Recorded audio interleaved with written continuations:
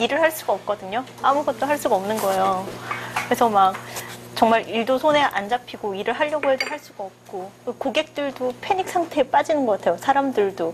내가 늘 하던 거를 해야 되는데 못하니까 되게 답답하게 됐고. 개인적으로는 어떠세요? 만약에 인터넷이 없다. 예. 지금 상황에서.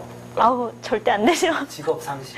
절대 안 되고 저는 여기 와서도 제일 먼저 막 그냥 컴퓨터만 보이면은 접속을 해야 안심이 되고 사이트 오자마자 사이트에 알라딘밖에 없어. 집에 딱 가도 저는 집이 지방에 있어서 집에를 뭐 1년에 2번밖에 못 가거든요. 근데 가서도 제일 먼저 방에 있는 컴퓨터를 켜고 접속을 해야 되는 거예요. 그러니까 부모님이 되게 서운해하시죠. 집에까지 와서 그걸 해야 되느냐. 그런데 그게 이미 이제 수단을 넘어서서 나한테는 예, 너무 자연스러운 거라서 그게 그렇게 이상하게 보이나? 저는 오히려 그 방송을 하기 위해서 상품 이미지들을 이제 인터넷에 봤는데 그 이미지가 열리지가 않는 거예요. 그쪽에선 보냈다는데 저는 열리지가 않는데 방송 시간은 다가오고 급히 뭐 자료 보낼 거 있었는데 인터넷에 올려놨는데 안 되니까 막 속이 타들어가더라고요 진짜. 저걸 어떻게 해야 되나. 뭐 인터넷 안 하면서 뺄 수가 없으니까 그때 되게 황당했죠. 아무리 눌러도 접속도 안 되고. 처음에는 좀 좋았어요. 그러니까 이제는 신경 쓸 거 없이 그냥 뭐 말하면 그리면 되겠구나 하고선 한참 그리고 있는데 너무 심심한 거예요.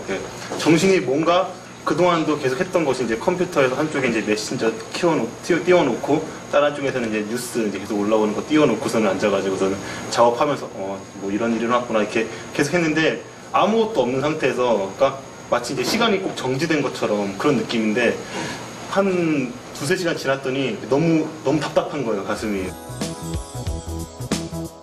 20대의 76%가 하루에 1회 이상 인터넷에 접속한다고 답했다.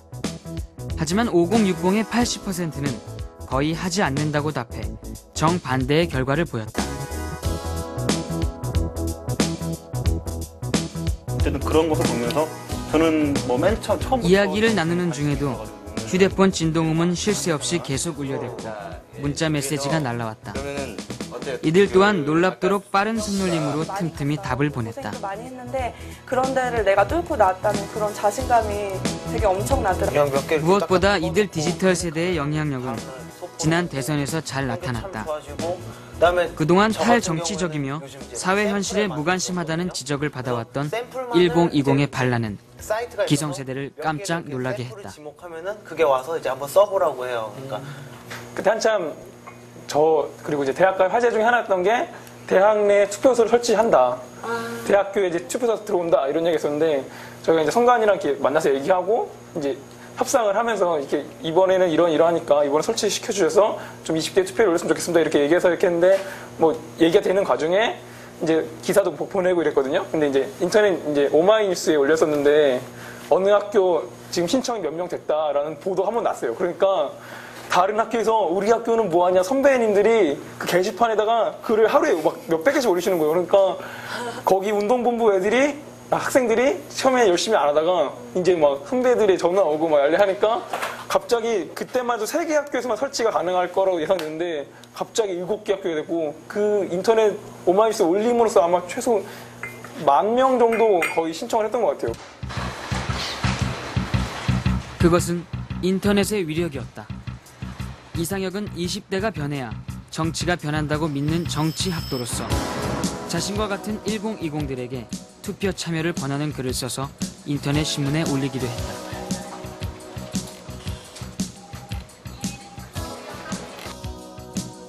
지난 대선 당시 인터넷 매체는 정보의 양과 전파 속도에서 기존의 매체와는 다르다는 것을 확실히 보여줬다. 대선 당일 하루 방문객 623만 명. 선거혁명이라고까지 불리는 지난 대선의 결정적 변수는 무엇보다 인터넷으로 연결된 2030들이었다. 그 활동이 진짜 엄청난 영향을 미쳤다라는 걸 보면서 참 투표를 내놨지만 진짜 영향력이라는 게 정말 대단하구나. 그러니까 40, 50대 분들은 그렇게까지는 안 하시잖아요. 그냥 자네 투표했나 이런 것도 밤에나 물어보시고 그 중간중간 안 하시는데 그 오후에 진짜 그 역전의 드라마가 사실상 인터넷과 이 핸드폰 속에서 사실 이루어진 거죠. 젊은 층들이 집에서 이러고서 빈둥비는 거리면서 인터넷 하고 있다가 이제 빨리 투표율이 낮대더라 빨리 해야겠다. 그래서 오후부터 갑자기 인터넷 이제 투표율이 이렇게 늘어났고 저도 물론 마찬가지로 저는 아침 일찍 했지만요.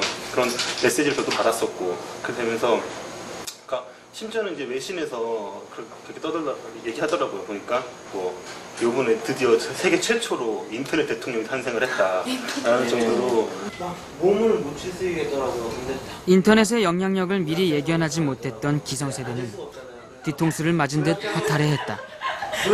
그런데 지난 대선에서 1020을 끌어들인 것은 과연 무엇이었을까? 보다 못한 광고 참 잘한다 그런 생각은 했었어요. 그래서 그런 면에서는 아버지께 동의도 하고 어쩌면은 이분이 정권을 잡음으로써 좀 불안정하고 더 변화가 좀 많아져가지고 어쩌면 경제가 그렇게 안 좋을지도 모르고 그런 것까지는 저도 동의를 해요. 그러니까 불안정하다는 것까지는 같은 생각이지만 그래도 전 아까 말씀드렸다시피 그런 희망 같은 거 있잖아요. 그러니까 우리가 더 이상 인맥이나 무슨 학연, 뭐 지연 이런 게 아니고 그냥 정말 순수하게 우리들의 마음, 국민들의 그런 힘으로써 그렇게 대통령을 탄생시킬 수도 있구나. 의외로 뭐 기성세대들이 입맛에 맞춘 그런 광고가 아니라 20대들이랑 이제 그런 이제 젊은 세대들이 맞춘 그런 광고를 했다는 것 자체가 타겟층은 그러면은 지금으로 지금 20대로 보는 건가 아니면은 이번이 아니라 다음을 뭐 기약을 하는 건가 그런 좋은 이미지 갖고 와서 저는 그렇게 생각했었거든요. 그런데도 불구하고 20대들을 이렇게 투표장으로 데리고 와서 끌어왔다는 것은 그런 건 충분히 효과가 있었었고 그런 노력을 했었다는 것이고 젊은 층들의 그런 피를 그런 수혈을 하려는 그런 마음이 있었다는 거죠. 투표율은 낮았지만 1020을 움직였던 지난 대선 광고들.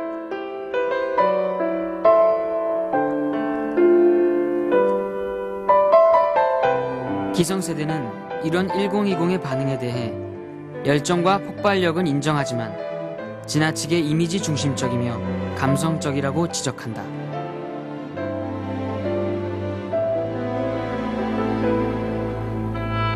감성적이라는 거죠, 한마디로. 감성적 유행에 민감하고. 그렇게 얘기하면 충분히 반론이 가능하지 않을까 저는 그런 생각도 하거든요. 왜냐하면 예전의 정치에서는 뭐 비방이라던가 뭐 저 후보는 어땠다 이런 얘기들 많이 하잖아요. 그것도 똑같이 마찬가지로 감정에 호소하고 근거는 별로 없는데 그러니까 뉘앙스 저 후보는 굉장히 나쁘고 그런 거. 그러니까 그것도 저는 마찬가지라고 생각하고 또 그게 단순히 뭐 돈을 많이 들여서 아니면 너무너무 잘 조작된 이미지를 만들어서 와닿았다기보다는 야 이런 것도 할 줄 아네? 이런 부분도 생각할 줄 아네? 우리랑 눈높이가 비슷한가 보다. 저는 그게 와닿았다면 그 자체 가지고 뭐라고 할 건 아니라고 생각하거든요. 700원 삼각김밥 아침.